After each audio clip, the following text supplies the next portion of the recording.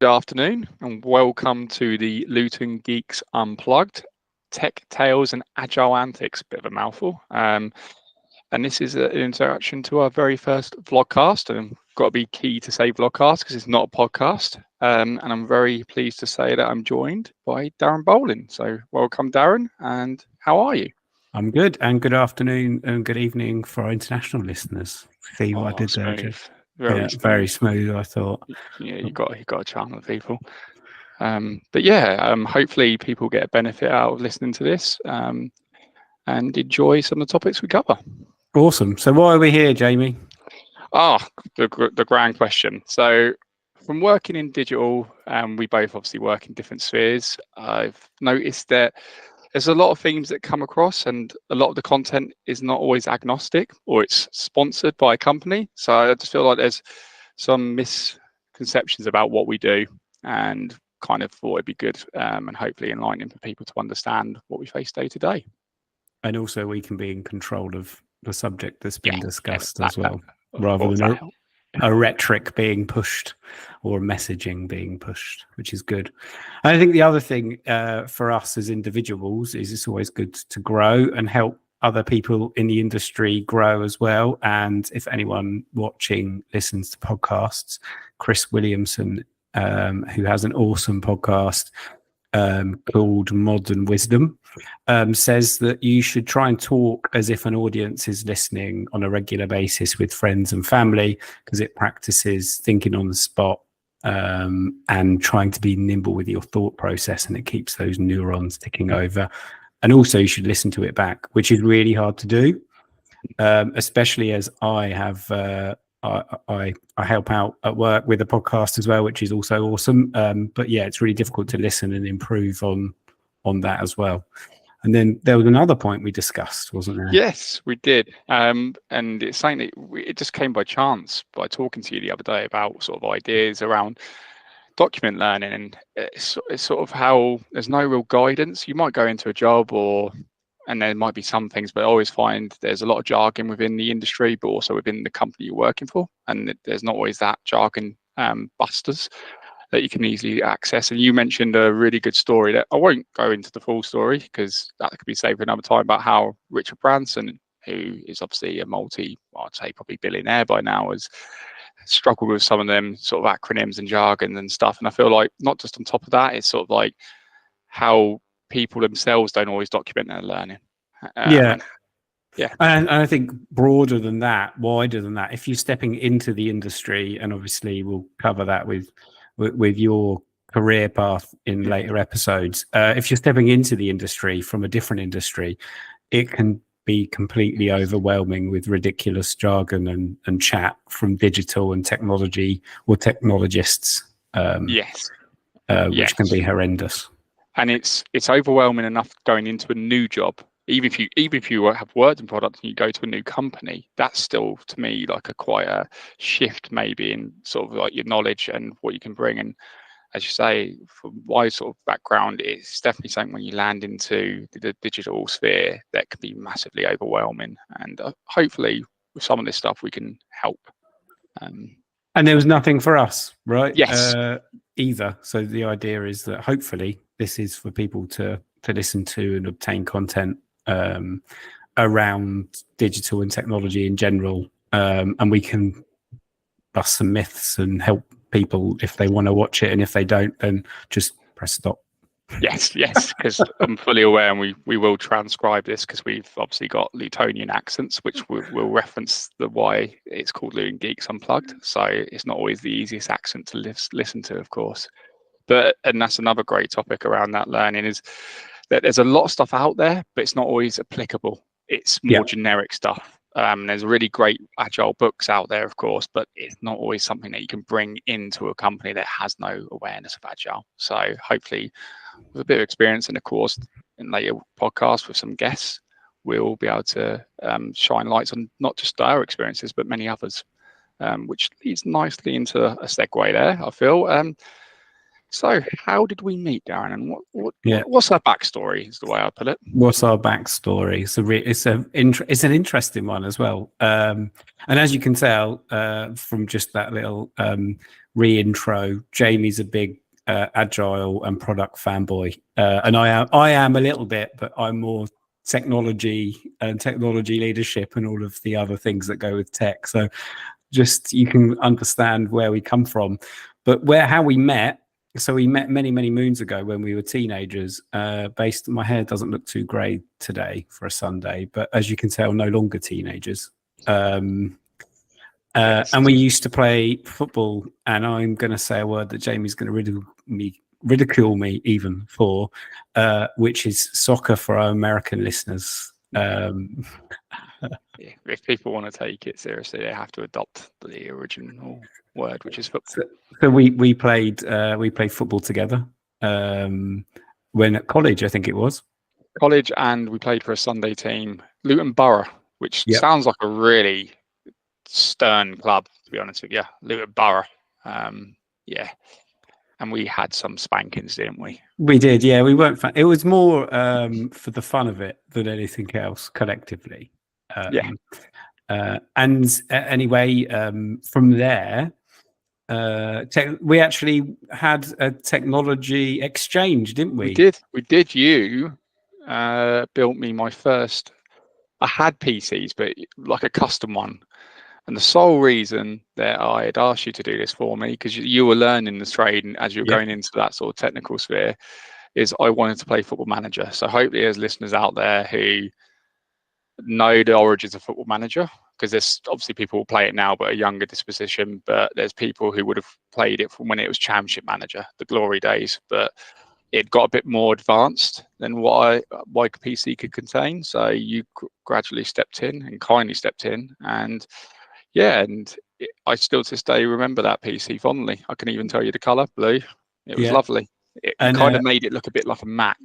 Yes, that's right. And what I enjoyed was that era. I seem to have many requests for people for PCs, what we now know as gaming PCs. But effectively, I want you to optimize my personal computer so it'll run some of these new and huge games that were being released. So it was like the other way around then. It wasn't now where you can just download a game. It was you get a CD, install the game, and you didn't necessarily even connect it to the internet for updates. Everything was on CDs.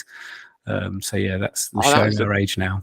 That was days before Stream or Steam. No, Steam. Yes, I'm getting my terminology myself mixed up. But on that, I remember it was basically hand you the box so you could see the specs. That was it. That's right. Yeah, after the box, this is what your PC needs to be able to run this game. I didn't know what it meant, so it's like build me this because I can't play it anymore. Yeah, and I need it to be quicker, better, and faster. And I don't want to have to wait to play this game. And then we kind of went our separate ways almost. You go to university. I didn't go to university, but I obviously go to university. And I took quite a traditional career path within technology. And we went our different routes. And I think you lived, so we'll get onto Luton in a bit, but it's south of the UK. And I think you lived in the north of the UK for a period of time. I did. Studied there as well? No, I actually went to Luton Uni, and people think Luton Uni, but it just got a lottery grant. So I'm going to defend myself on this. It just got a lottery grant, and it had a massive refurb for its media department. Greg Dyke, who was the BBC general at the time, was heavily involved, and it had all the latest equipment. So I did media production. So please don't judge me on our editing on this. This was many moons ago, and I had all the great software at my disposal there. But then I went into slightly, and we'll go into more detail in the next podcast, hopefully.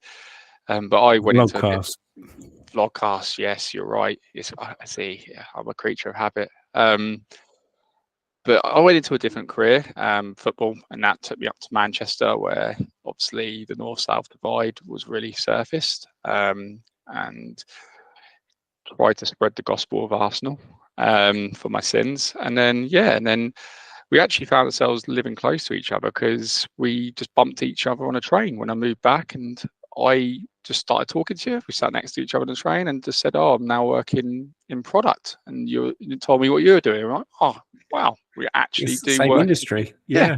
We actually can share sort of work experience, not just like general life sort of story. So it was quite a nice way of sort of reconnecting with someone, really. Yeah, and it was nice to have someone that you were obviously friends with, and then you move apart, but also talking about an industry and understanding and respecting each other's opinions in those industries, without having to give an prelude to what you're trying to discuss, because you just assume everyone knows what you're talking about. So it was quite nice to not have to do that. It was really relaxed. Like even with my wife, I feel like Chandler Bing. Like no one knows what I say my title, and people just go, "What is that?" And then I still explain it, and I think I do it very layman's terms, and I still get a look of, "No, definitely a transponder." Is it that's the reference, isn't it? Yeah, exactly. And I think we'll cover why we're here, and we'll cover Luton and then ourselves. But one of the reasons why I agreed to do this is my own fault. So Jamie started to put some content out there, and his own opinion and spin on his world within digital. And he was sending them to me, and I was reading them because he's a friend, but I am a lazy shit. I'm not going to lie, and reading them like everyone else who loves just like Instagram and TikTok, where it's just like a minute or two's worth of content, you do become lazy. Your brain becomes lazy. And I said, these are great reads, Jamie. This is really open and honest about what's going on in the sector. But could you do it in video format? And then, of course, he just threw the challenge back at me. Yes. Is that fair? Yeah, no, it's fair, because I'd seen your work on the other podcasts that you've mentioned, and then thought, well, you've got a good experience, and you've got, always say this, it's great to talk to other product managers, of course, but it's great to talk to other people in the industry, but in different disciplines, and you've got vast knowledge, which we will definitely dive into. And hence why I said the article, because I value your opinion. So as soon as you said that, whilst I absolutely hate hearing my own voice play back, I thought, do you know what? Let's try something new and be a bit brave. And yeah, that's kind of here we are, really. And thank you for the compliment on the articles. The banknotes in unmarked bills will be duly posted to your address shortly. It's one of those situations where your friend writes an article and you feel obliged to read it, and then when you do read it, you're like, oh, actually, he's really quite good, and I'm not being biased either. It's really honest and it's really well written. So yeah, let's before we get on to talk about each other and hobbies and whatnot, let's give some context to Luton. Yes. I think it's good for, especially not just the UK. I think we'll probably hopefully have a broader listener or watcher or viewer base. So why Luton? I'll let you go first. Oh, Luton, what a town. I left, and I love Manchester, but I had to come back. It's something about it. I always remember being at uni and playing with people from like Newcastle in the uni team, Leicester, and they still live in Luton. There's something about it. It's one of them towns that you will see a lot of memes, especially now, because the football club has been promoted to the Premier League, so hence the lovely flag. Yes, exactly. Thought I'd get that in there. And that's a massive deal, but it's something about it. Once you've lived here, you know the characters. It's a lovable shit tip, is how I say it, and that's not really disrespectful, because I'm from here. So, and I'm born in Stevenage, so I've got the double whammy there. I'm just missing a connection to Dunstable, and that's like the holy triangle. The holy triangle of this area. What appeals to you about Luton then? It's an interest. I think it's more than just a town. So if anyone listening or watching who's not from or doesn't know, not from the UK, doesn't know where Luton is, it has an airport and good train lines. It's about 27 miles from London.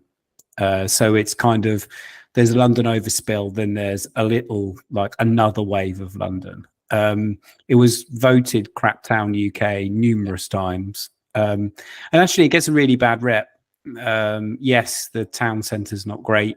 It's full of vape shops and coffee shops, but there's something lovable about it in that you get a huge amount of diversity. Oh, and it's a real working class town and place. But what I like about it the most is that even if someone leaves who's from Luton, you can kind of they still come back for things, right? It's favorite takeaway or whatever it may be. There's a desire to visit, we ummed and ahed about leaving and decided this is our home. This is where our roots are. And I think there's a lot of places like this, that work hard and actually are integrated. And the media and the rhetoric about the town is actually wrong, in my opinion. I think I'm really pleased with the football team because people can do research on that. It's even like, I'm going to drop a name in terms of Ryan Reynolds. Even he tweeted about it because some people say it's a bigger story than the Wrexham story, and a load of people will know about that, and it is. But what it shined a light on there is it does get these. Once you latch a tag onto something, it's very hard to shake it off. Yes. But actually, if people come to a town and, like you say, reference takeaways, there's some hidden gems, and with that culture, it brings such diverse options with food and sort of how people sort of look. The fashion even in some sense, and I think it's one of them places that it does have a bad rep, and like anywhere it has its bad places, but I can name several in other places I've lived that are just as bad and you wouldn't want to live maybe in terms of certain aspects of the city or town. But like you say, it's something that always brings you back to it. And as Dorothy said in the classic film Wizard of Oz, I'm doing a film reference, there's no place like home, which I think then leads nicely into a bit about us. I think it's nice to sort of then let people know the personal aspect of us and sort of personal background. So yeah, I think So I'm a family man. I have 3 small children. I say small. My oldest 2 are pre-teens. They think they're 19 or 20. Act like it too. Know more about technology than me, frustratingly. Actually, probably my 5-year-old's probably the same. Live in Stopsley in Luton. Hobbies wise, so Luton and another club that's associated with my family is Ipswich. My dad, and they're originally from Suffolk, and they moved to Luton, but go regularly to Luton now. And we'll be going this season because obviously in the Premier League.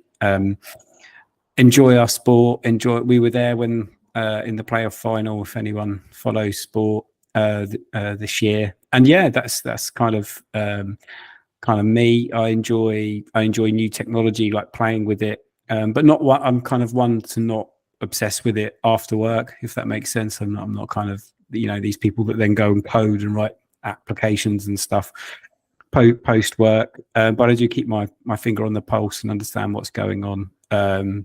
Still get, I don't know about you, if you work in tech, someone says, can you fix my laptop, or my Wi-Fi is not working. Every week with my dad. I'm gonna shout my dad, the main culprit, straight up. Will ring me, but your nan's phone's not working. What do you want me to do about that? There's some classics with that. I remember when one of the hacks publicly landed, and I think my dad was panicked and rang, and I was like, I'm not sure they're targeting you at home in your house. I think they're after big corporations, Dad. It's okay. Never know. You never know. You never know where they might turn up. Steve Bowling's laptop in Luton's what they're after, not the millions of pounds of some of these huge corporations. But yeah. And for me, I'm very similar. Live in Luton, but I'm in Wigmore, so you can all Google Stopsley in Wigmore. There's no divide there, to be clear. It's not some sort of weird east-west. Yeah, east-west situation going on. I've got a daughter, very young. She's turning 2 this month, which is flying by. She's got the roundest head. I'll make sure I reference that because it's like a cantaloupe. Due to have a second one, a boy. So that'll age me incredibly quickly. We've referenced hair. I think that will be gone. If we continue these vlogcasts, if we're fortunate enough, people will see a rapid decline in my appearance over that period. And then hobbies, yeah, of course, football. But we won't try and bore people too much with football, of course. We'll try and give a balance and variety. I love my films, massive film geek. So there will be film references and TV references. And often I send you music sort of that I recommend to you. I have a huge love for music, so I might drop some of that in as well. Because it's always good to sort of promote bands, I feel, especially ones that don't perhaps get the audience they deserve. But yeah, there's not too much to me in a sense. A lot of people say about me is I say what I see kind of thing. I'm that type of person. Sometimes honest to a fault is what I'd say, but you live and learn. You do. But yeah, I feel like we this is the sort of breeding ground of what we want to do here and a bit about us. So in the next episode, just to give a bit of a taster, I think we're going to dive into our careers and give people a sort of insight into how we ended up where we are, and then kind of where we've been and what we're doing. Yes, good shout. Yeah, I think that would be a nice one. But yeah, I think another thing we want to introduce, because it's always cool to do these things. I say cool, but I think it's fun, is a little segment that we'll try and keep reoccurring, which is what grinds my gears. You know what really grinds my gears? So if we get flash enough, we'll maybe even have a little intro to that. But Darren, what does grind your gears? Yeah, so this came from an idea. So if you listen to the Cloud Busting podcast that I'm on,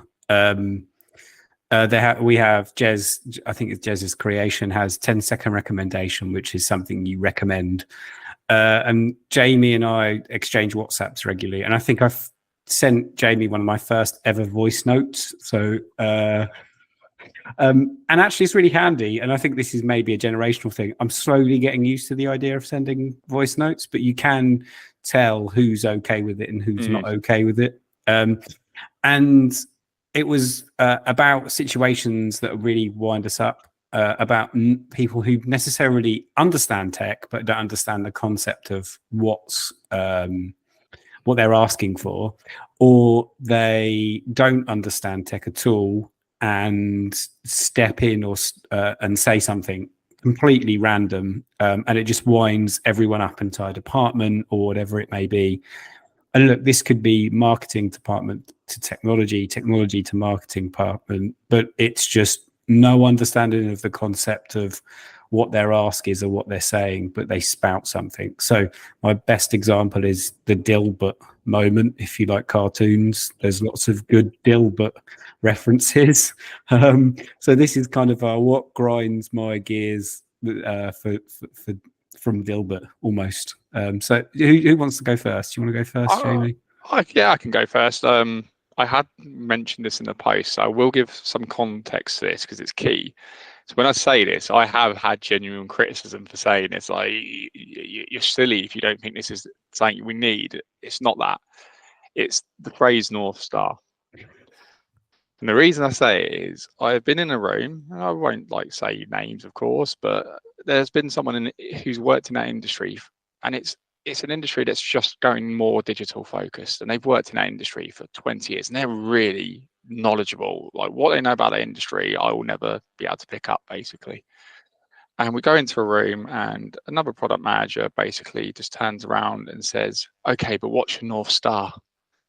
And he just looked, and I'll paraphrase it because the language wasn't nice, clean, but basically called it pretentious. And that's the sort of thing that does grind my gears. That it's great to have these sort of terminology and to aim for these things. And when they're done well, my God, companies can absolutely fly when they do it. But it's more when they then say it with no context to the person in the room and expect the person in the room to understand it, and then get frustrated when that person doesn't know what they're on about, and it causes all round confusion, but also a bit of alienation, I think is the word I'd use. Yep.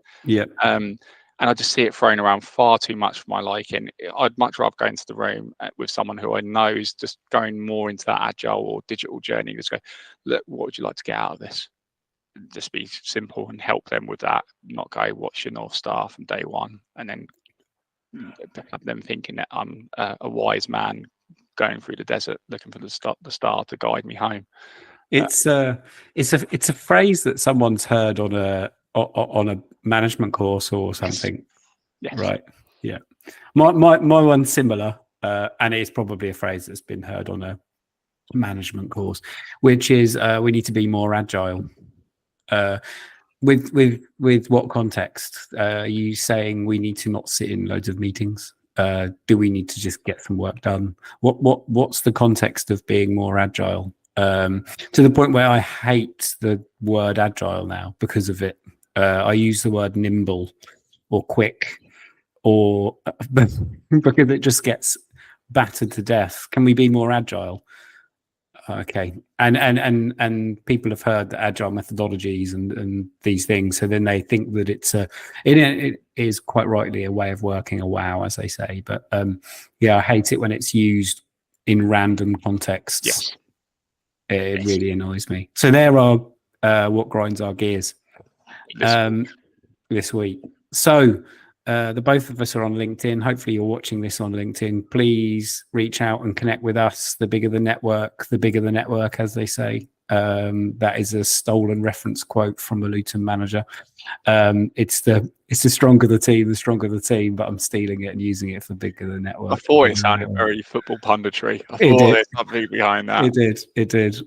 We will broaden our base. Hope to get some guests on. So if you're interested or you know anyone who's interested on jumping on and talking about a subject for 10 or 15 minutes, who's not camera shy, let us know. Yeah, that'd be great, because again, there's people who can bring so much knowledge and different opinions and different ways of looking at things, which I think is always great. But also great to hear other people's gear grinding. And that's a term I'm going to start throwing out more, start saying it in my meetings. What's gear grinding today? No context. But yeah, thanks a lot, everyone, for listening. Hopefully our accents haven't offended you too much. Mine's a weird one because it's got kind of blended with Northern, I feel, at times for some reason. I don't know how. But yeah, thank you very much for listening. And thank you, Darren. No worries. And hopefully we'll speak to you all soon. Speak to you soon. Take care.